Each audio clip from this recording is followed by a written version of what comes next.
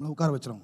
நம்முடைய ஆவிக்குரிய வாழ்க்கை நாசமாக்கும். இதுக்கு நிறைய பேர் ஆண்டவர் வந்து தவறுன்னு காட்டுற வேலையில், பிரதர் அவன் என்னென்னவோ செய்துட்டு வந்து இந்த கோயிலில் உட்காந்துருக்கான் பிரதர். எல்லாரும் யோக்கிய பயல்களா இங்கே உட்காந்துருக்கவெல்லாம். இதுக்கு நிறைய பேர் தங்களை தேத்திக்கிறாங்க. எப்படி தெரியுமா பிரதர்?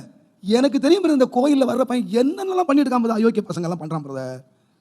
அவங்களெல்லாம் தேவன் அடிச்சா போட்டாரு, வாழ்ந்துக்கிட்டு தான் இருக்கான், ஆசீர்வாதமாக இருக்கான், வீட்டுக்கு மேலே வீடை கட்டிட்டு தான் இருக்கான், நிலத்துக்கு மேலே வாங்கிட்டு தான் இருக்கிறான். என்ன பிரதர் இதை போயிட்டு தப்புன்னு சொல்கிறீங்க? பிரதர், உன்னை அழைச்சது வீடு வாங்குறதுக்கு இல்லை, உன்னை அழைச்சது நிலம் வாங்குறதுக்கு இல்லை, உன்னை அழைச்சது ஆசீர்வதிக்கிறதுக்கு இல்லை, உன்னை அழைச்சது மகாபரிசலில் கொண்டு போகிறதுக்கு. உன்னை கொண்டு போகிற சீயோனுக்கு கொண்டு போகிறதுக்கு. வீடு வாங்குறவன் வாங்கிட்டு போகிறான், கட்டுறவன் கட்டிட்டு போகிறான், பெருசாக போகிறவன் பெருசாக போகிறான். ஒன்று அழைச்சது எதுக்குன்னு கேட்டிங்கன்னா, தம்முடைய ராஜ்யத்தில் தம்முடைய சாயலாக கொண்டு போகிறதுக்கு. அப்போ ஒரு சின்ன மீறுதல், ஒரு சின்ன காரியம் நம்ம வாழ்க்கை நடக்கும்போது ஆவியானவர் உடனே தட்டுறார், இந்த காரியத்தை நீ செய்.